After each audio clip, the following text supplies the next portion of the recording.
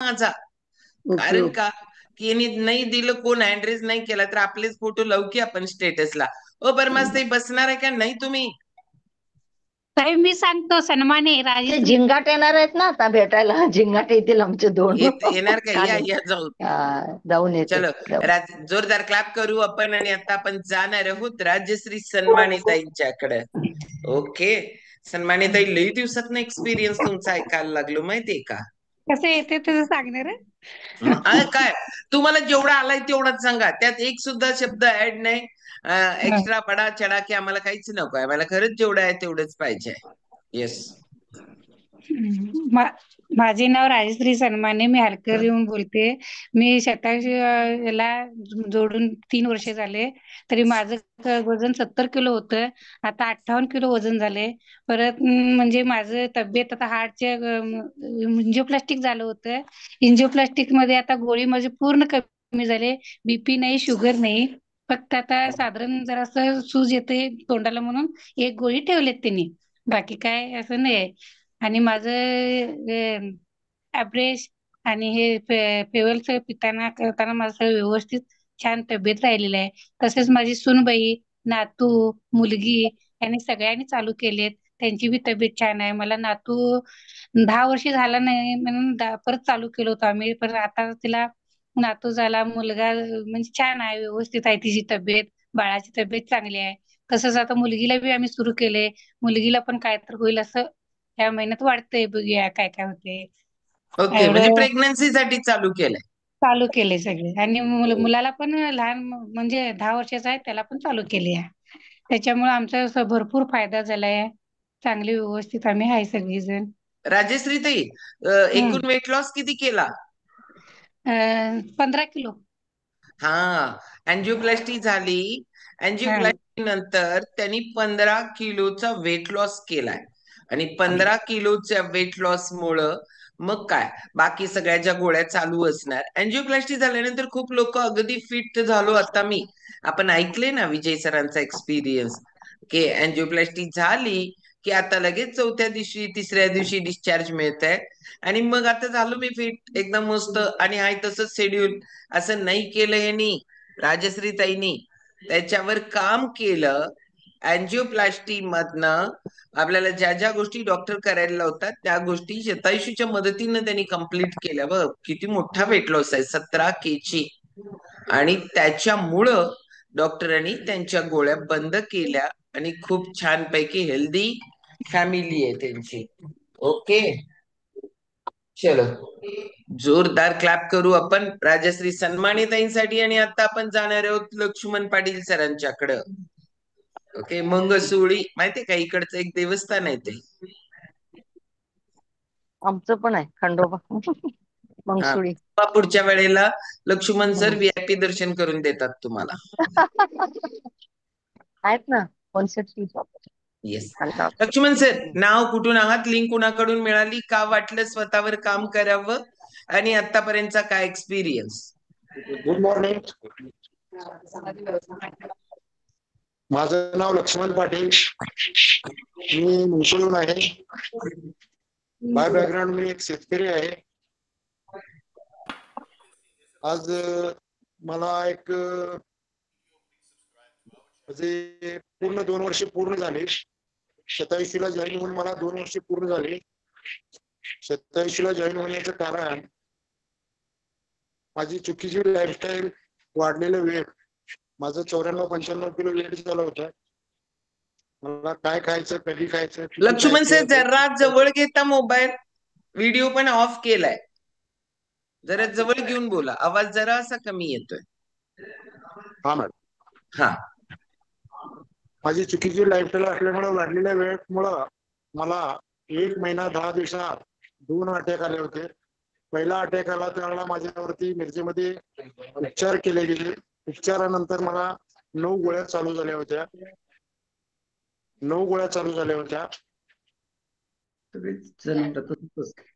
9 गोळ्या चालू असताना 1 महिना 10 दिवसात मला फिरून जैसी ती परिस्थिती झाली. फिरून अटॅक आला. भयानक परिस्थिती होती. ज्यांनी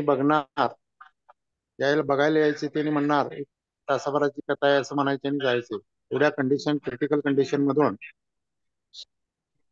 क्रिटिकल मधून मला हे 87 लिंक मिळाली आणि 87 लिंक मिळाल्यामुळे मी फ्युएल स्टार्ट केलं.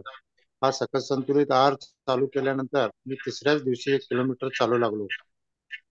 डॉक्टरांनी मला 3 दिवसाची मुदत दिली होती ऑपरेशन करण्यासाठी. आणि ह्या फ्युएल स्टार्ट केल्यानंतर 3 दिवसामध्ये मला जरा जगण्याची उमेद आली. आणि 3 दिवसानंतर मी ज्या वेळेला दवाखान्याला दाखवायला गेलो त्यावेळेला सरांनी मला आणि 10 दिवसाचे गोळ्या वाढवून दिल्या. पहिलेचे 3 दिवस आणि नंतरचे 10 दिवस, 13 दिवस मला न्यूट्रिशन खायची संधी मिळाली. आणि 13 दिवसाच्या न्यूट्रिशन खाण्याच्या संधीमध्ये मी जाता 3 किलोमीटर आणि येता 3 किलोमीटर 6 किलोमीटर चालू लागलो. त्या 13 दिवसाच्या जर्नीमध्ये मी माझ्यावरती माझ्या स्वतःचा कॉन्फिडन्स ढळला होता. मी 100% जाणार आहे याची मला खात्री झाली होती. आणि ह्या कंडिशन मध्ये मी डिप्रेशन मध्ये गेलेला माणूस 6 किलोमीटर चालल्यानंतर माझ्यामध्ये जरा जगण्याची उमेद आली होती. आणि 87 फॅमिलीनं मला जो आधार दिला, ताई, दादा, सेठे सर, डॉक्टर प्रसाद पाटील सर, पद्मजाताई, मोळके सर, त्या सगळ्यांच्या दिग्गजांच्या योग पंडित योगरत्न या सगळ्यांचं मला मार्गदर्शन लाभलं.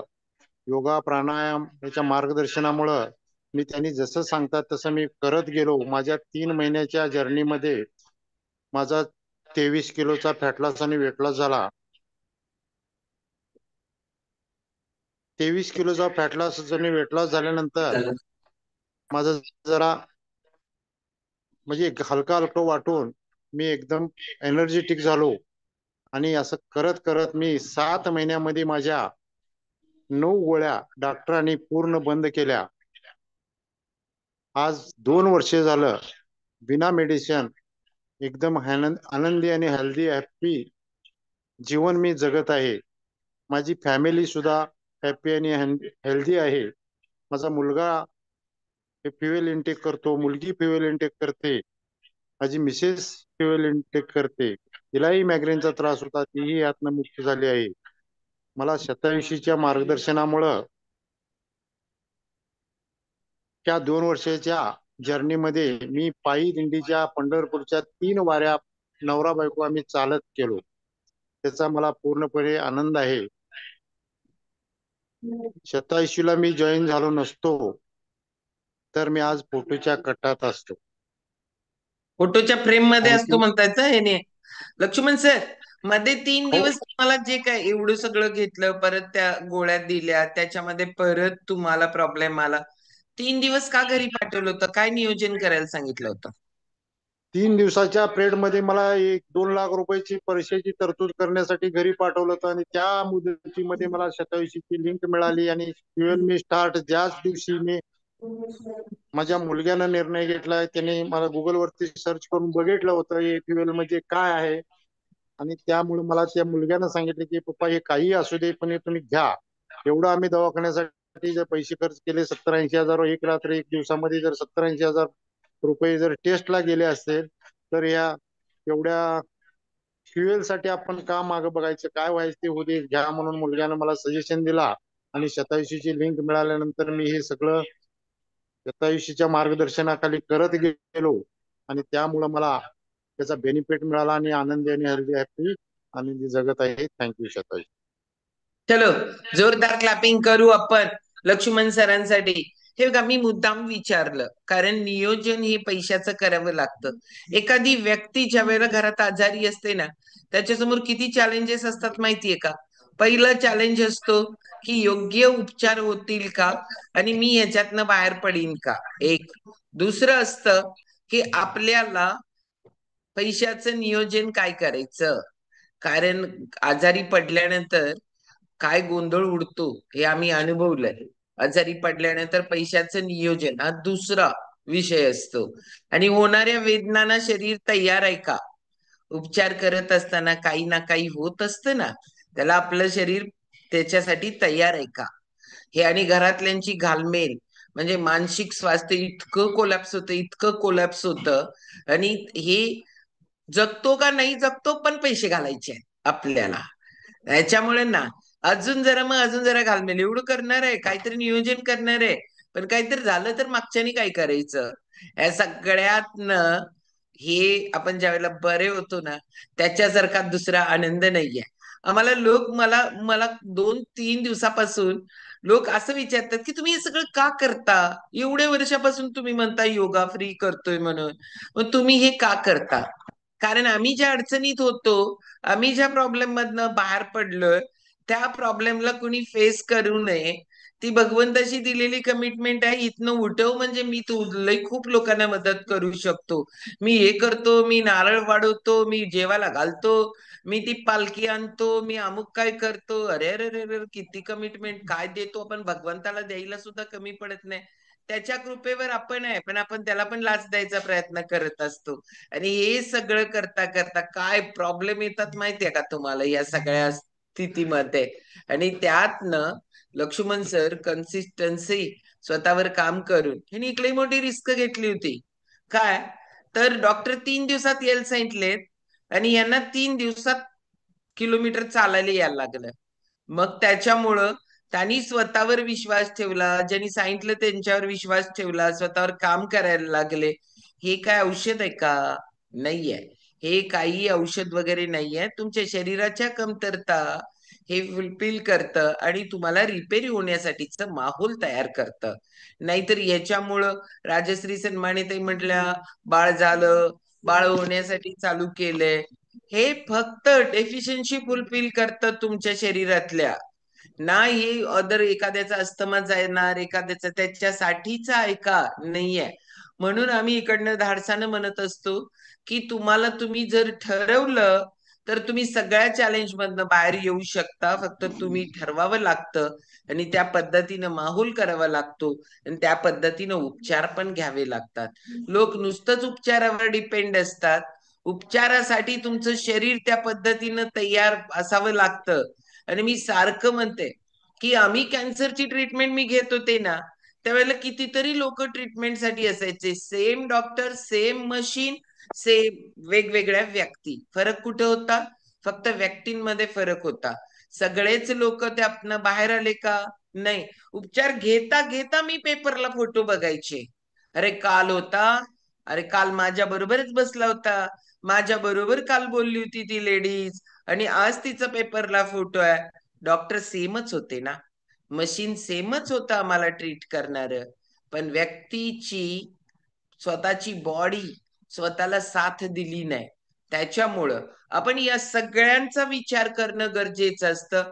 ना की फक्त डायबिटीस औषध घ्यायला लागलोय, बीपी गोळ्या खायला लागलोय, कॅन्सर डॉक्टरांची ट्रीटमेंट करायला लागलोय. पण तुमच्या शरीराचं काय. तुमचं शरीर तुम्हाला मदत करायला लागलंय का.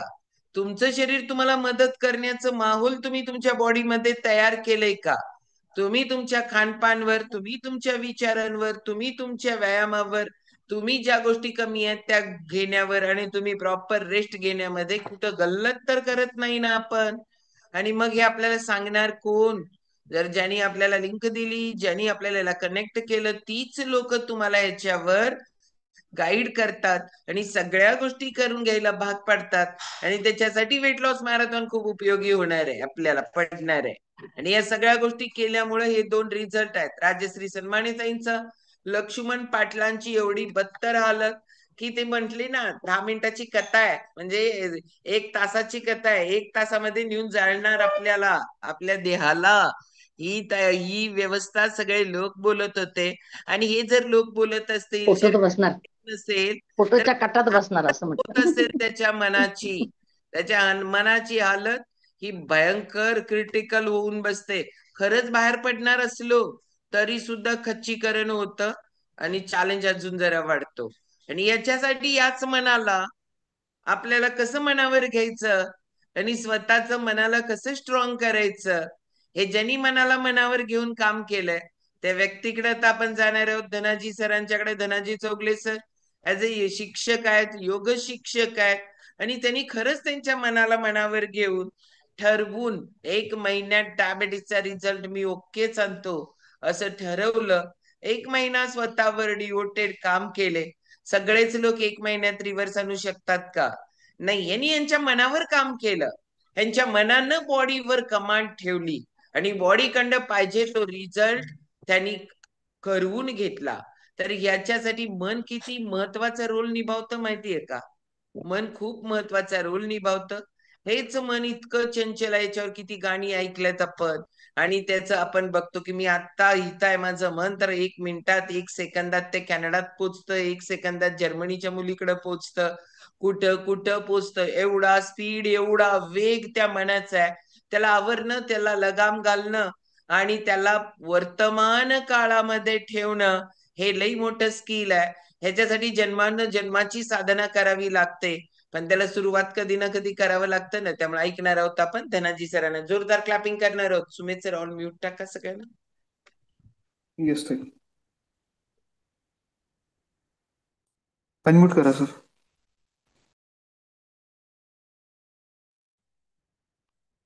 Okay sir.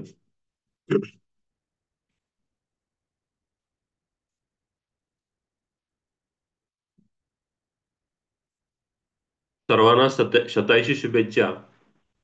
आपण काल एक एक्सपिरियन्स ऐकलेला होता. 35 किलो वजन कमी झालेलं होतं आणि आज पण आपण एक एक्सपिरियन्स ऐकला. तर हे सर्व एक्सपिरियन्स जे आहेत ते सर्व एक्सपिरियन्स या ठिकाणी असणारे आपणाला मार्गदर्शक आणि दुसऱ्या बाजूला आपण ज्या गोष्टी स्वतः करत आहोत, कारण ठेच लागल्यानंतरच आपल्याला समजते आपण काय करायचंय ते. तसं काही लोकांना ठेच लागल्यानंतर या शतायुषी फॅमिलीमधील जे मार्गदर्शक आहेत, मग ताई असतील, दादा, शेट्टी सर, सर्वजण असतील, कारण छोटी छोटी व्यक्ती देखील आपला अनुभव सांगत असते, एक्सपिरियन्स सांगते आणि त्याच्यातून दुसऱ्या एका व्यक्तीला त्याची प्रेरणा मिळत असते. मंगसोईच्या दादाने सांगितलं पहा, फोटोच्या फ्रेम मध्ये बसले असते, परंतु आपलं जे मन आहे, ह्या मनाचा इतका मोठा रोल आहे, ते आपण प्रत्येक वेळेला पाहत असतो. काही लोकांचं मन त्यांचं झालं, त्यामुळे त्यांच्या शरीरावरती किंवा प्रत्येक गोष्टीवरती नियंत्रण आलं. काही लोक मनाचे झाले, त्यामुळं त्यांचं त्यांच्या शरीरावरचं नियंत्रण ढळलं असं म्हणायला काही हरकत नाही. दुसऱ्या बाजूला पहा, जर तुम्हाला जर अंतर्मनाचा चमत्कार पाहायचा असेल किंवा त्या शक्तीचा जर शोध घ्यायचा असेल, तर झोपेपूर्वी आपल्या मनामध्ये जी काही इच्छा आहे, ती इच्छा सकारात्मक सूचना जर आपण दिल्या आणि तुम्हाला जी गोष्ट हवी आहे, ती गोष्ट जर तुम्ही सतत तुमच्या मनाला पॉझिटिव्ह सांगत असाल, तर निश्चितच तुम्हाला काही करायचं आहे ती गोष्ट तडीस गेल्याशिवाय राहणार नाही.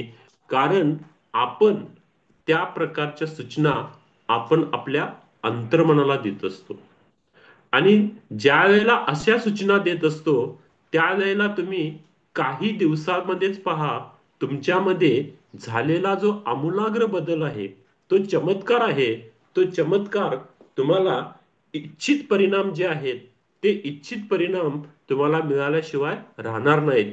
परंतु आपण त्या अंतर्मनाला ठोस सांगायला पाहिजे, सतत सांगायला पाहिजे आणि तशाच प्रकारचा विचार जर आपण आपल्या मनामध्ये कायमचा असेल, तर निश्चितच काही दिवसामध्ये योग्य व्यक्तीच्या मार्गदर्शनाखाली आपण त्या गोष्टी पूर्ण करू शकतो. आपण पाहत होतो पहा, ज्या 10 स्टेप्स आहेत, म्हणजे ज्या 10 गोष्टी आहेत आणि या 10 गोष्टीमध्ये आपण आपल्या मनाला काय करायचंय, कणखर करायचंय.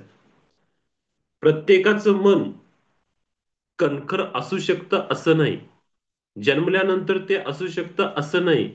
बाय प्रॅक्टिस, जसं आपण ध्यान करतो, पहिल्या दिवशीचं ध्यान 1 मिनिटाचं असेल किंवा 30 सेकंदाचं असेल, तर 3 वर्षानंतरचं ध्यान 30 मिनिटाचं पण असू शकेल आणि 3 तासाचं पण असू शकेल. जसं आपण त्याच्यावरती काम केलं त्या पद्धतीनं आपण ह्या 10 स्टेप्स पाहत आहोत. जसं आपल्याला मनाला कणखर करायचं आहे बाय प्रॅक्टिस. प्रॅक्टिस शिवाय कोणतीही गोष्ट होत नाही. कारण प्रॅक्टिस मेक मॅन परफेक्ट म्हणतात पहा. जितका आपण सराव करू, पहिला दिवस आठवा आपला योगाचा, बऱ्याच गोष्टीमध्ये किंवा बऱ्याच आसनामध्ये आपणाला स्थिरता नव्हती. 30 सेकंदाची 15 सेकंदाची स्थिरता होती. परंतु कालांतरानं ती स्थिरता आपली आता 3 मिनिटाची असेल, काही लोकांची 5 मिनिटापर्यंत जाऊन पोहोचलेली असेल. ती स्थिरता येण्यासाठी आपण दररोज सराव केला. तसं मनाला देखील आपण चांगल्या गोष्टीचा सराव करावा लागतो. वाईट गोष्टी आपल्याला सहज आत्मसात होत असतात. परंतु चांगल्या गोष्टी आत्मसात करण्यासाठी आपल्याला सराव करावा लागतो. असं आपण काय करतो, आपल्या मनाला एक प्रकारची संकल्पना दिलेली आहे, ही गोष्ट अशी करायला आपल्याला लागणार आहे. तर त्याच्यामध्ये पहा, प्रत्येक व्यक्तीच्या अंतर्गत एक टीकाकार असतो, टीकाकार. आणि त्या टीकाकाराला आपण गप्प बसवावं लागतं. म्हणजे पहा, पहिला दिवस आहे किंवा 4-5 दिवस आहेत, आपण चहा सोडलेला आहे. दुसरा एखादा व्यक्ती चहा पित असतो आणि त्यावेळेला आपल्या मनामध्ये पहा असं वाटतंय की आपण देखील चहा प्यायला पाहिजे, आपण देखील चहाचा आस्वाद घ्यायला पाहिजे, असं आपल्याला वाटत असतंय. मग एक टीकाकार मनामध्ये असतो, तो काय म्हणतो पहा, आपल्या मनामध्ये नकारात्मक भावना आणत असतो आणि काही वेळेला सकारात्मक भावना देखील आणत असतात. जे अंतर्मन असतंय आणि बाह्यमन असतंय. एक मन काय म्हणतंय, पी चहा, काय होतंय, एक घोटणं काय होणार आहे, एक कपानं काय होणार आहे, आता बरेच 4-5 दिवस झाले चहा पिला नाहीस, आज काय होणार आहे, असं एक मन म्हणत असते. परंतु दुसरं मन आपल्याला काय म्हणत असतंय, अरे तू चहा सोडलायस ना. समजा आपण मॅरेथॉन, वजन कमी करण्याच्या मॅरेथॉन स्पर्धेमध्ये आपण आता सध्या आहोत आणि आपल्याला वाटत असतंय की आपण गोड पदार्थापासून दूर राहायचंय, आपण गोड पदार्थ खायचा नाही. पण एका दिवशी काय होते पहा, आपणाला गोड पदार्थ आवडतोय, आपला मोह इतका होतोय की जरा आपण चाखून तर बघूया, जरा खाऊन तर बघूया. आणि आपण त्यावेळेला किरकोळ थोड्याशा प्रमाणामध्ये आपण गोड पदार्थ खातो आणि खाल्ल्या खाल्ल्या आपल्या मनामध्ये असणारा जो टीकाकार असतो, तो ताबडतोब तुम्हाला म्हणायला लागतोय, ए काय ठरवलेलं होतास, सकस आहार घ्यायचं, 2 जेवणामध्ये काहीही आपण खायचं नाही, फक्त पाणी प्यायचं, पाहिजेच असेल तर आपण ताक प्यायचं. ह्या सगळ्या गोष्टी आपण रूल्स अँड रेग्युलेशन्स केलेल्या आहेत. परंतु आता मात्र तू गोड पदार्थ खाल्लायस, तुला कधीच यश मिळणार नाही, तू याच्यामध्ये सक्सेस होऊच शकणार नाहीस. आणि तू असंच गोड पदार्थ खाणार आणि असंच तुझं वजन वाढत राहणार आणि तू आळशी होणार, तुला आजूबाजूचे लोक मग तुझ्यावरती हसतील. अशा प्रकारच्या अनेक गोष्टी आपल्या मनामध्ये येत असतात. मग दुसरं मन जे आहे, ह्या ज्या नकारात्मक गोष्टी आहेत, त्या नकारात्मक गोष्टी आपण काय करायला पाहिजे, काढून टाकायला पाहिजे आणि सकारात्मक गोष्टींचा संवाद करायला पाहिजे. मग सकारात्मक गोष्टीचा संवाद करत असताना आपल्याला काय करायला पाहिजे पहा, आपल्याला 1, 2, 3, 4 गोष्टी सांगितलेल्या आहेत. एकाच दिवशी आपण एखादा गोड पदार्थ खाल्ला तर किती प्रमाणात खायचा आहे आणि कुणी खायचा आहे, कुणी खायचं नाही, ह्या गोष्टीचं आपल्याला सकारात्मक विचाराचं व्यवस्थापन करायला पाहिजे. आणि हे व्यवस्थापन करण्याचं काम कोण करत आहे, शतायशी फॅमिली करत आहे. म्हणजे कोणता पदार्थ किती महत्वाचा आहे आणि त्या पदार्थाच्या बाबतीत आपण कसं वागायला पाहिजे, ह्या गोष्टी आपणाला ओळखता आल्या पाहिजेत. आणि आपणाला दुसऱ्या बाजूला पहा, जो आपल्या आतमध्ये टीकाकार आहे त्याचं म्हणणं ऐकून घ्यायला पाहिजे. आणि परंतु ते ऐकून घेत असताना आपण त्या टीकाकाराला अंतर्गतरित्या गप्प बसवायला पाहिजे. हा पहिला आपला विजय आहे. बाहेरचे टीकाकार काय भरपूर असतात, तिथं आपण काय करायचं, कानात 2 बोळं घालायची. किंवा महात्मा गांधींनी काय सांगितले, महात्मा गांधींच्या 3 माकडापैकी एक माकड काय, कानावरती आपण हात ठेवायचं, जे चांगलं आहे ते आपण ऐकायचं आहे, जे वाईट आहे ते आपण ऐकायचं नाही. एक साधं उदाहरण कसं आहे पहा. गावामध्ये एखादी मुलगी असते आणि ती मुलगी पोलीस भरतीसाठी काय करत असते, प्रयत्न करत असते. सकाळी पहाटे उठून दररोज ती व्यायाम करत असते, इकडे तिकडे फिरायला जात असते, सगळ्या गोष्टी करत असते. आणि मग गावामध्ये तुम्हाला माहित आहे बरीच लोक असतात, त्याच्यापैकी काही नुसता नावं ठेवण्याचं काम करत असतात. हे असं होतंय का, असं होणार आहे का, हे होणार आहे का, ते होणार आहे का, असं सांगत असतात. आणि ज्या वेळेला त्या मुलगीचं सिलेक्शन होतंय त्याच वेळेला जो टीकाकार असतो तो पहिल्यांदा हार घेऊन जातो किंवा गुच्ची घेऊन जातो आणि त्या मुलगीला कॉंग्रॅच्युलेशन म्हणतो, अभिनंदन, मला माहिती होतं की तू ह्याच्यामध्ये सक्सेस होणारच. म्हणजे आपण समाजाला सिद्ध करून दाखवावं लागतंय की मी तिथपर्यंत जाऊन पोहोचू शकतो. माझं वजन जरी 108 किलो असेल, काल एका ताईने सांगितलं 108 किलो वजन होतं, 35 किलो वजन कमी केलं. मग वजन कमी केल्यानंतर त्यांना समाजामध्ये मिळणारा जो स्टेटस आहे तो स्टेटस वेगळ्या प्रकारचा असतो. जसं आज शतायशी फॅमिलीकडे अनेक लोक आदरानं पाहतात की या फॅमिलीमध्ये गेल्यानंतर आपले विचार तर बदलतीलच, 100% बदलणार, त्याच्यामध्ये काय नाही. आणि विचार बदलत असतानाच प्रत्येक व्यक्तीच्या शरीरामध्ये किंवा प्रत्येक व्यक्ती औषध विना जीवन जगणार आणि त्याचा जो पॉझिटिव्ह व्ह्यू आहे तो पॉझिटिव्ह व्ह्यू इतरांच्या पेक्षा वेगळा असणार आहे आणि समाजाला कोणत्या प्रकारे मार्गदर्शन करणार असणार आहे. तसं आपण पहिल्यांदा आपल्या शरीरामध्ये जो टीकाकार आहे त्याला आपण शांत बसूया. बाहेरचे टीकाकार आपोआपच शांत बसतात. त्याच्यानंतर जो टॉप 10 मधला पुढचा आहे तो भावनिक जो हिमनग आहे त्याच्यापासून आपण काय करायला पाहिजे, मुक्त राहायला पाहिजे. आता मला तुम्हाला आठवत असेल ज्या वेळेला आपण पहिल्यांदा मनाची संकल्पना सांगत असताना किंवा मन सांगत असताना मी सांगितलेलं होतं पहा, आपलं जे मन आहे अंतर्मन आणि बाह्यमन, फक्त आपल्याला काय दिसत असते, अंतर्मन 1/4 दिसत असते आणि 3/4 त्याचा जो भाग आहे तो झाकलेला आहे. जसं समुद्रामध्ये आपण एखादा हिमनग पाहतो, तो दिसणारा हिमनग आपल्याला फक्त कधी असतो, 1/4 असतो आणि 3/4 जो भाग आहे तो भाग आपल्याला दिसत नाही. आणि जो दिसत नाही तोच विश्वासघातकी असतो आणि तोच कपटी असतो. दिसणारा शत्रू पहा, एखाद्या देशामध्ये दुसऱ्या देशाबरोबर युद्ध सुरू असेल तर दिसणारा समोर जो शत्रू असतो त्या शत्रूबरोबर आपण लढू शकतो. परंतु एखादा व्हायरस असेल, उदाहरणार्थ कोरोना सारखा व्हायरस आला असेल, असे जे व्हायरस असतील त्याच्याशी आपण आमोरासमोर लढू शकत नाही. तसं आपलं अंतर्मन आहे किंवा मनाच्या बाबतीत आपल्याला म्हणायला काय हरकत नाही. आणि भावनेवरती आपण ज्या दिवशी कंट्रोल करतो त्या दिवशी आपोआपच आपण मनावरती कंट्रोल करू शकतो. अनेक गोष्टी ह्या नॅचरल आहेत, त्या नैसर्गिक आहेत, त्या होतच राहणार. जन्मला तरुण होणार, म्हातारपण येणार, मृत्यू होणार, ह्या नॅचरल आहेत. परंतु सेटे सरांनी काय म्हटलंय पहा, आपण स्पीड ब्रेकरच्या रेल्वेमध्ये बसायचं नाही, आपण पॅसेंजर गाडीमध्ये बसायचं. जसं पॅसेंजर गाडी प्रत्येक टप्प्यावरती थांबत थांबत थांबत थांबत थांबत काय जाते, पुढे जात असते, तसं आपण शतायुषी व्हायचंय.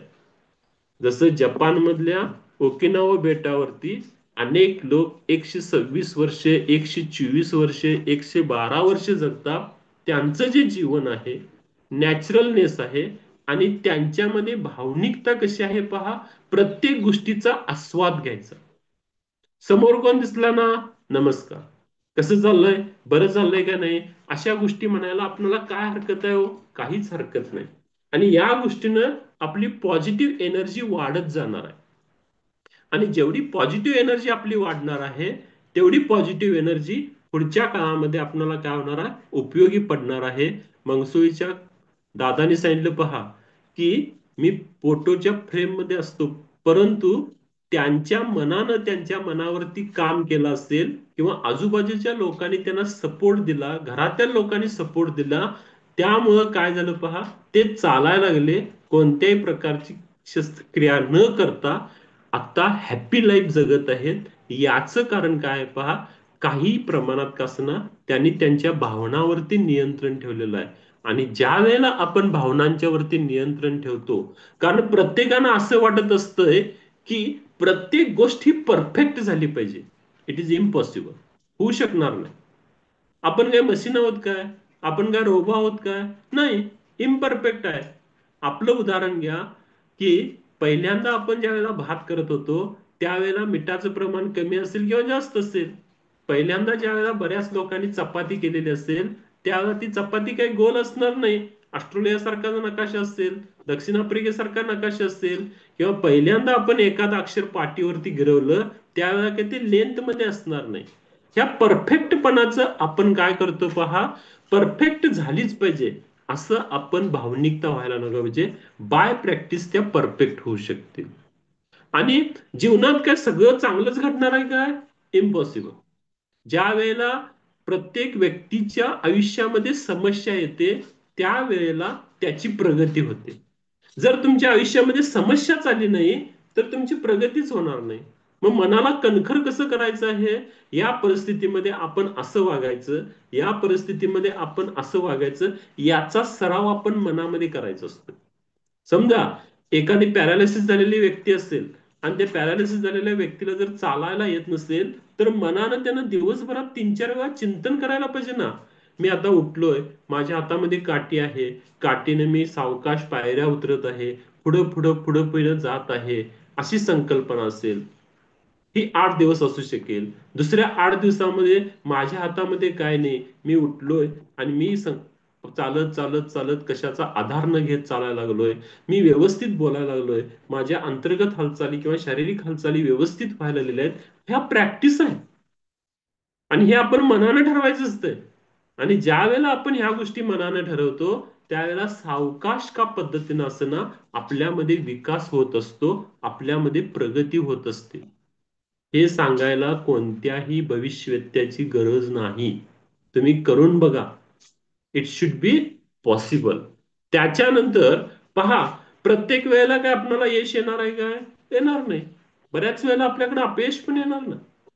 अपयश ही यशाची पहिली पायरी आहे. मग ज्या वेळेला अपयश कशासाठी येते पहा, अपयश आल्यानंतर आपल्या ज्या झालेल्या चुका आहेत त्या चुका आपण काय करायचे म्हणजे झालेल्या ज्या चुका आहेत त्या कशामुळे झाल्या आणि ही चूक पुढच्या वेळेला होऊ नये याच्यासाठी आपण प्रयत्न करायचा असतो. एडिसननं बल्बचा शोध लावला, 1000 प्रयोग केले, तेव्हा त्याची लॅब जळली आणि लॅब जळल्यानंतर त्याचा मुलगा जवळ आला आणि म्हणायला लागला की आता आपण काय करायचं. त्यावेळेला एडिसनचं जे उत्तर होतं तो काय म्हणाला, अतिशय चांगलं झालं, जो लॅब मध्ये आपला कचरा होता ना तो सगळा कचरा पेटून गेला, जो सगळा कचरा नष्ट झाला आणि आता आपणाला नवीन एक लॅबची सुरुवात करता येईल आणि नवीन आपण त्या ठिकाणी प्रयोगशाळा करूया ज्या ठिकाणी सगळ्या वस्तू नवीन असतील आणि नवीन विचार त्या ठिकाणी येतील. अशा प्रकारची संकल्पना. काल काय झालं ते सोडून द्यायला पाहिजे आणि उद्या काय होणार आहे याचा पण विचार करू नका. आज वर्तमान काळामध्ये आपण काय करायला पाहिजे ह्या गोष्टी महत्वाच्या आहेत. जर डायबिटीस असेल तर आपण कसं वागायला पाहिजे, जर बीपी असेल, जर थायरॉइड असेल आणि काहीच नसेल तर उद्या काय होऊ नये याच्यासाठी आजचा वर्तमान काळ आपण हसत हसत घालवायला पाहिजे.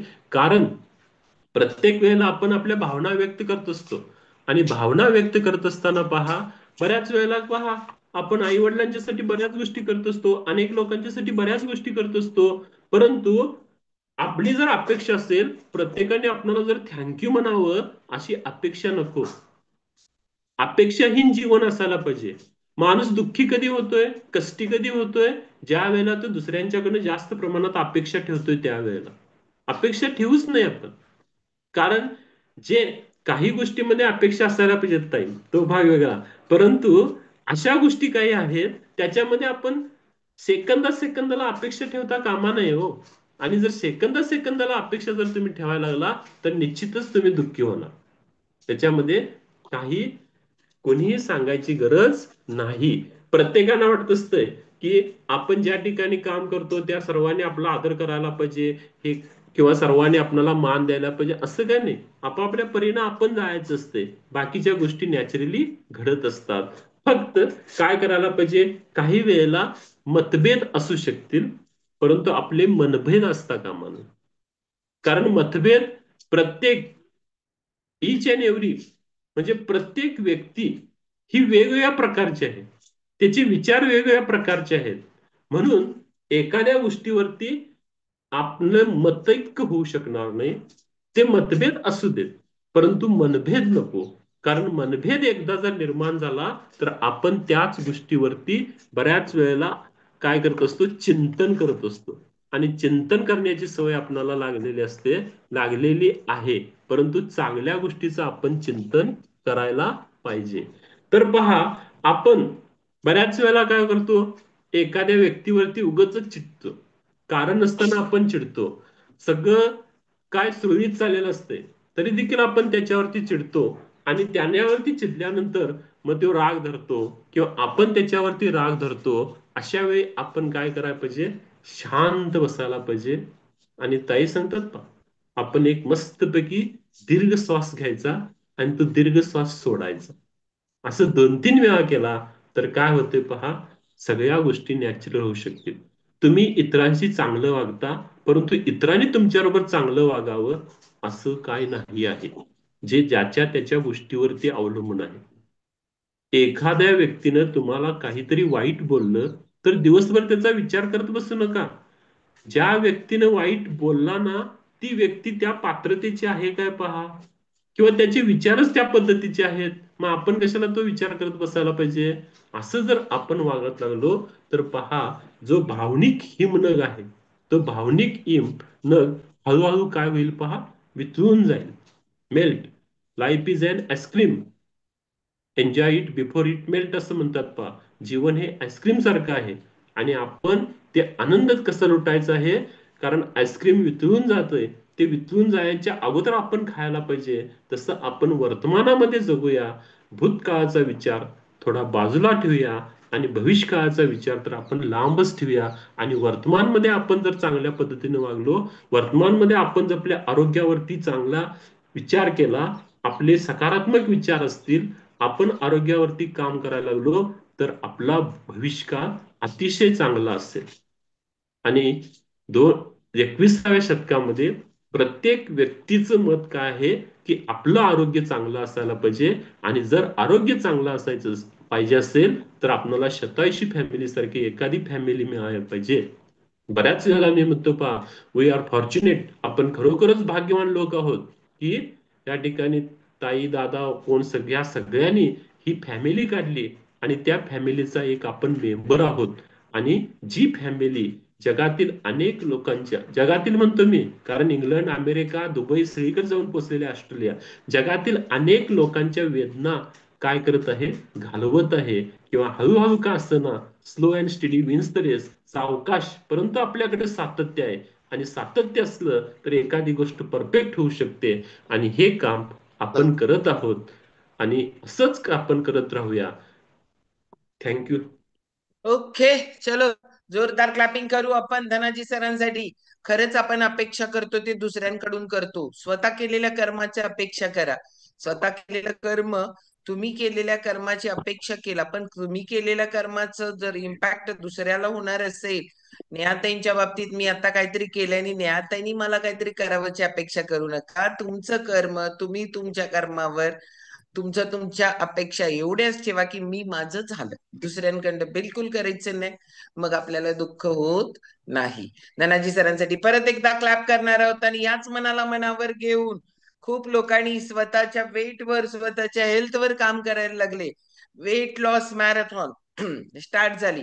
वेट लॉस मॅरेथॉनच्या ऑल पार्टिसिपंटसाठी एकदा जोरदार क्लॅपिंग.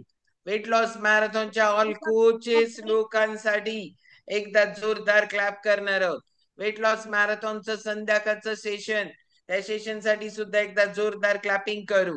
वेट लॉस मॅरेथॉनचं हे सगळं आपल्या समोर प्रेझेंट करतायत सुमित सर आणि स्वाती मॅडम. या दोघांसाठी पण एकदा जोरदार क्लॅपिंग करू आपण आणि जाऊ आपण वेट लॉस मॅरेथॉनच्या